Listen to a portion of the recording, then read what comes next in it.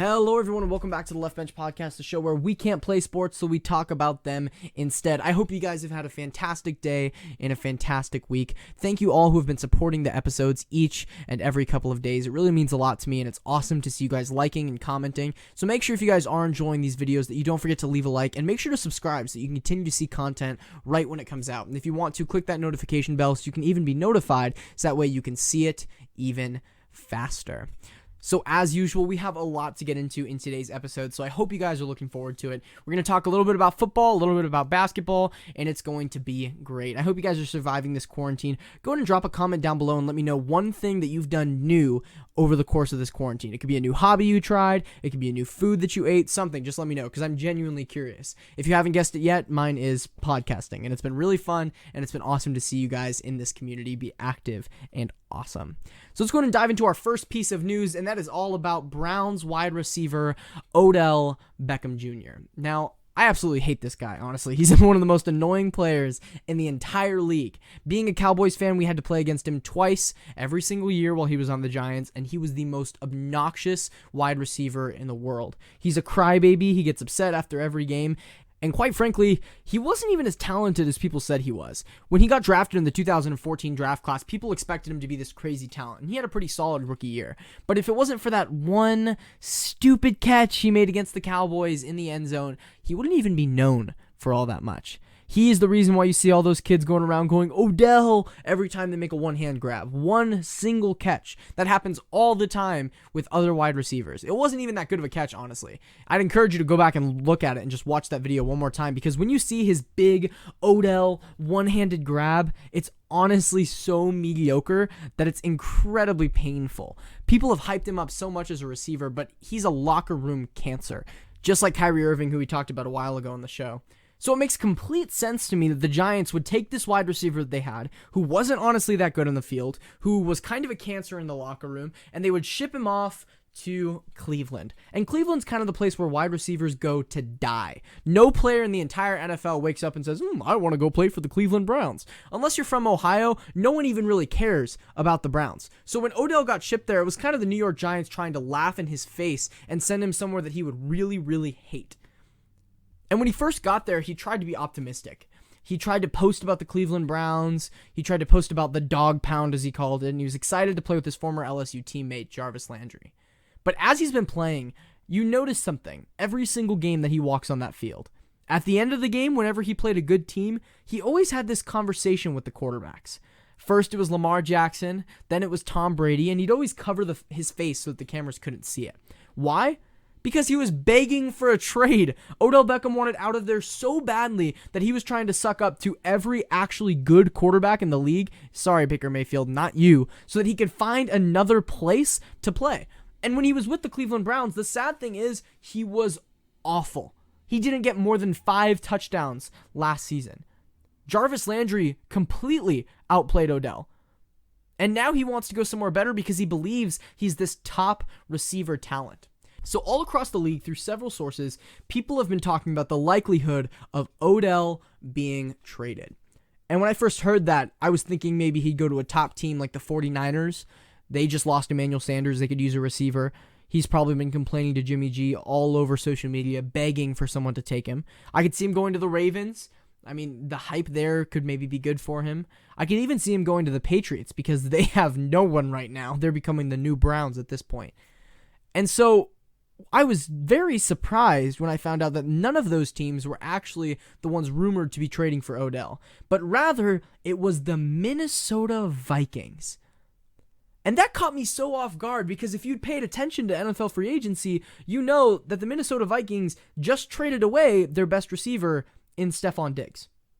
And when you compare these two receivers, Stephon Diggs and Odell Beckham Jr., they're very similar in a lot of ways. They're both total divas. The whole reason why the Vikings traded away Stephon Diggs is because he cried every time he didn't get enough touches. In fact, he always complained that Adam Thielen was getting the ball more times than he did, when in reality they had similar target shares. The difference was Adam Thielen was actually catching the ball, not dropping it. And Odell Beckham is the same way. If you don't pass him the ball enough times, you know he's going to go cry to his mom and dad, and especially cry to the owner to trade him to a new team. So why on earth would Minnesota take this receiver, Stephon Diggs, get rid of him, and then sign Odell Beckham, who has the same exact problem that they got rid of Stephon Diggs for? It really doesn't make sense. Especially when you compare how Stephon Diggs played last year to how Odell played last year. When you look at the statistics and you compare these two receivers, not only in the amount of catches they had, but in the amount of touchdowns, in the amount of plays that they made, Stephon Diggs was better overall. Let's get into the specifics. When you look at Stephon Diggs last year, he had 63 receptions for 1,130 yards and 6 touchdowns. That's a pretty good season for a wide receiver. Nothing crazy, especially in the area of touchdowns. He probably could have improved a little bit. He didn't have that many receptions, but that's because he was sharing targets with Adam Thielen. But overall, he had a good number of yards and a good number of touchdowns. And then you have Odell Beckham. And honestly, when I first looked at his stat line, I was impressed and surprised because he had 74 receptions. Congratulations! You caught the ball. But what did he do with those receptions? Pretty much nothing. He had 11 more receptions than Stephon Diggs. But yet he had 1,035 yards, nearly 100 less than Diggs. And on top of that, he only had 4 touchdowns. Odell was given every opportunity to succeed in Cleveland. He was thrown the ball a ton. He had the opportunity to make plays, but he didn't. He was a disappointment. So for the Minnesota Vikings, their organization is not going to trade for Odell Beckham. Or at least they really, really shouldn't. In the news, the trade scenario that's been coming up is this idea that Minnesota is going to give up next year's 2nd-round pick and a 5th-round pick for Odell Beckham Jr. And that is a garbage trade. That is horrible. There is no reason on earth why the Cleveland Browns would be willing to give up Odell for that little of a return. And honestly, the other way around, the Minnesota Vikings don't even really need Odell that badly. What they need to do is fix their defense because they got rid of like half of their starting lineup in free agency. They don't need to worry about wide receivers. They have Adam Thielen. He's pretty good. They have 2 great running backs who are going to really carry them this season. Odell is not what they need. They just got rid of a locker room cancer. So please don't get another one. But switching gears a little bit here, let's move on to our next segment. The NFL has been switching to a virtual system for their training camps due to the coronavirus. And I don't know about you, but I really suck at working with workout videos. They're horrible, and I can never stay focused, and I can never pay attention. So half of the time, I quit. And speaking of people who are quitting workout videos, Dak Prescott is deciding to hold out from all online training sessions with the Dallas Cowboys until a contract is complete. Now, I was a little bummed out when I heard about this, because Dak Prescott is someone who the Cowboys really need to succeed. Last year, he had a breakout season. He played fantastic, threw for more than 4,000 yards, threw for more than 30 touchdowns. He was playing out of his mind. And I was more shocked when the Dallas Cowboys would not give Dak Prescott a reasonable contract. And the media has been so back and forth on this whole contract negotiation. When it first came out, people were saying, oh, Dak Prescott wants $40 million. He won't settle for anything less. He wants to be the highest paid quarterback of all time. He wants all this money. He's so unreasonable, so unfair, yada, yada, yada, yada. And then he got offered a contract for around $35 million, and he didn't take it. And people were shocked. How could he do that? He's so money hungry. He's not even that good. He's not worth $35 million in the first place. But we have to remember that we don't see all the details of the contract. And Dak's agent spoke out about the contract negotiations, saying that they gave them horrible deals when it came to guaranteed money, as well as just years playing in general. Dak Prescott wants to be a Cowboy for a long time. He doesn't just want to be here for 2-3 years. So he's going to fight for a contract that keeps him around for quite a while. So when I first heard that Dak was planning on holding out from training camp, my first reaction was, how on earth could the Cowboys do this? It's all your fault, Jerry Jones. If you would have just opened up your wallet and paid Dak Prescott, everything would be fine. Which is a little bit different than people's general reaction to when a player decides to hold out. For example, when Ezekiel Elliott decided to hold out earlier this season, I was so mad at Zeke. I thought he was the greediest player I'd ever heard of, and it was a dumb decision by him. When Le'Veon Bell decided to hold out the season before this current season, I thought he was just plain stupid, that he should have just taken the money from the Steelers in the first place, and I ended up being right when he signed for even less money on a worse team, being the New York Jets. When Melvin Gordon decided to hold out, I thought it was dumb, because I knew he wasn't worth that much, because Melvin Gordon is a mediocre running back at best. But when Dak decided to hold out, I couldn't really be mad at him. And I don't think any of us really should. Dak Prescott is not worth $40 million. I wouldn't even go to say he's worth 35. But last year, he played like he was. Look at Christian McCaffrey. Christian McCaffrey made a ton of money. He probably didn't deserve all of that money. But why did he get so much? Because he had a good season. And when you're an owner of an NFL team and you have a player who really played well, you have to pay them. Because they earned it. Dak Prescott was told time and time again all year last year, if you want the money, you have to play well. Prove it. Show me the money. And he did. He played great. It was the best season of his entire career. But he still didn't get the paycheck. And that's not on Dak. That is on the Dallas Cowboys. So while usually I don't like the decision to hold out, this one honestly makes sense.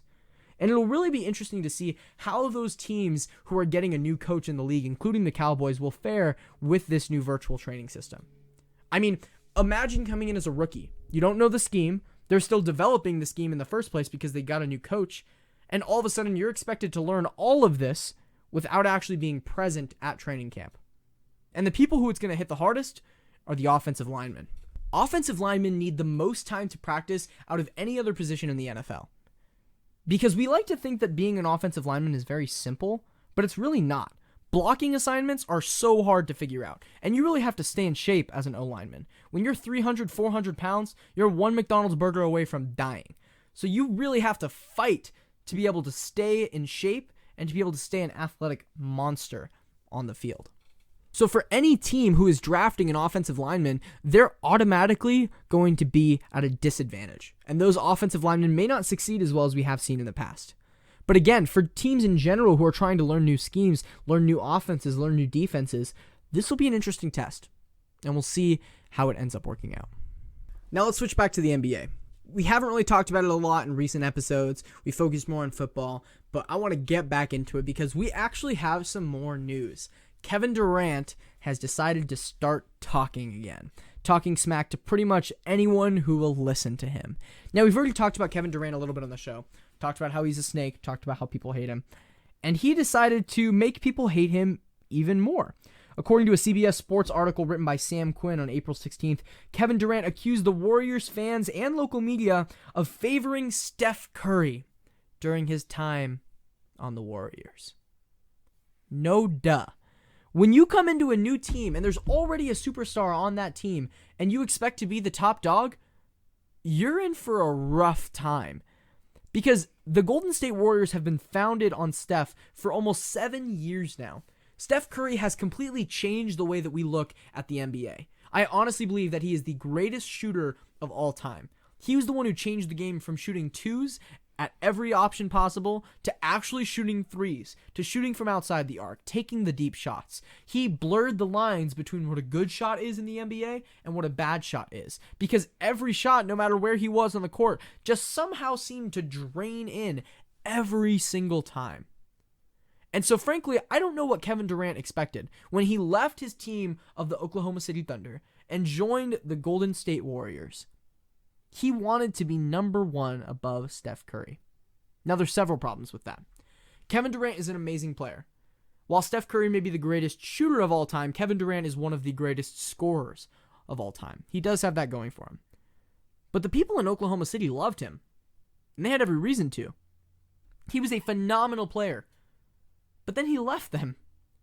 And if you were a Golden State Warrior fan, you know how much flack every other team and every other fan in all of the NBA gave you because Kevin Durant joined your team. It was annoying. If I was a Golden State Warriors fan, I would hate Kevin Durant because ever since he showed up, all I heard was ring chasers. You guys needed Kevin Durant to win another championship.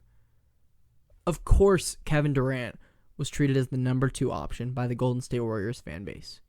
What did you expect?